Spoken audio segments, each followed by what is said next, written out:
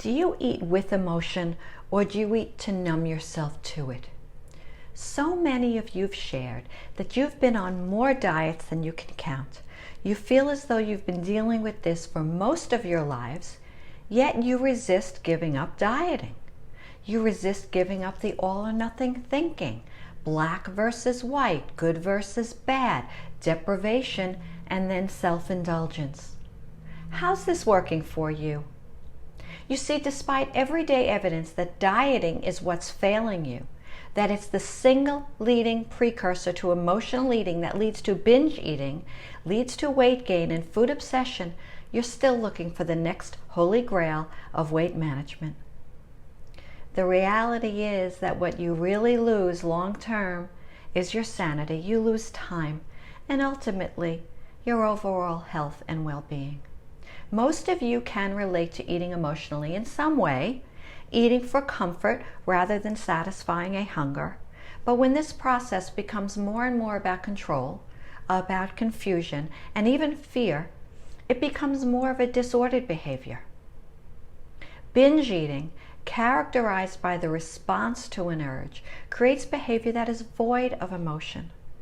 While there is a big difference between binge eating and eating for comfort, they can go together, hand in hand, when eating for comfort leads to a binge, as it often does. Eating in response to an emotion, though, can be normal and even healthy eating behavior. While you may eat when you're sad, lonely, or bored, I'm sure you've experienced eating when you're happy, eating to celebrate, and eating when you're feeling joy. Just think about that piece of homemade deliciousness or a piece of birthday cake you enjoy at the end of a meal. You see, it's okay to eat when you're emotional if you are aware in the moment and the behavior is consistent with present thoughts that might say something like, yeah, I'm aware I'm eating because I'm feeling sad, lonely, bored, happy, excited, whatever the emotion is. But I can stop when I want to. See, in that moment, you trust that your body will balance itself out. I want you to be aware that binge eating is emotionless. When you binge eat, the urge is strong and it's very present, but your emotions fall away and you're neither aware nor are you present. Binge eating is damaging to both your physical and emotional well-being. It's tied directly to the urge, not to the emotions. Binging feels out of your control, and usually is. And it results in you blacking out and eating to the point of not being able to stop. So you feel sick afterwards, often until the next day. Many of you have shared you wake up feeling hungover. And if you add to that your feelings of guilt, shame, and sadness, the cycle just continues. You can't separate hunger cues from emotional cues, and it can be difficult to recognize and understand the difference between eating in response to hunger and eating in response to an emotion, or what I call mind-heart hunger. Learn to separate the two and self-regulate by introducing awareness. Eat mindfully and pay attention to hunger signals.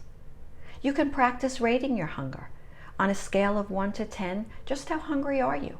If you're not feeling hungry or you're just a little hungry, you may rate that somewhere between a 1 and 3.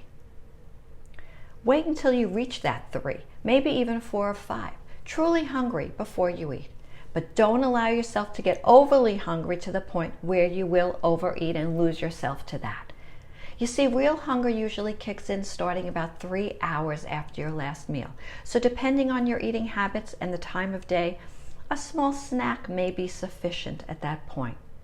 If not, you're getting a signal that it's time for your next meal.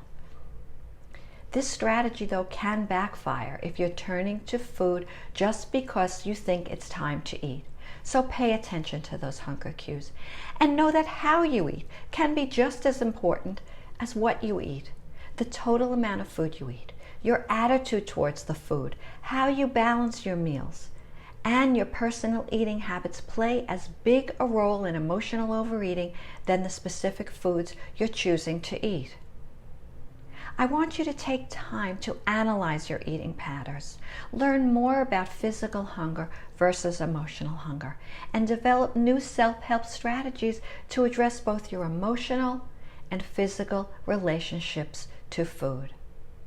Practice saying no, not only to foods that don't serve you, but to emotionally charged situations that sabotage your efforts to develop better eating habits and a better relationship to food.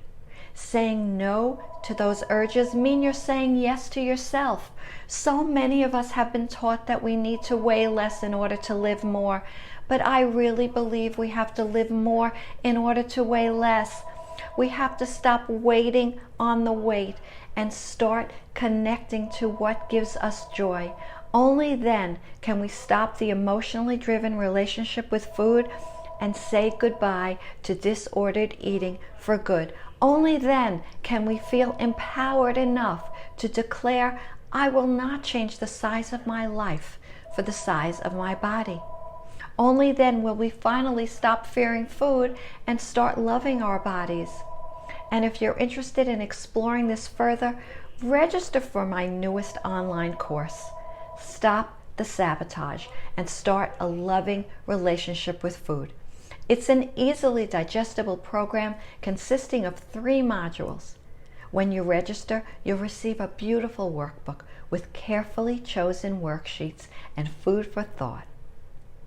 Module 1 will help you explore your why.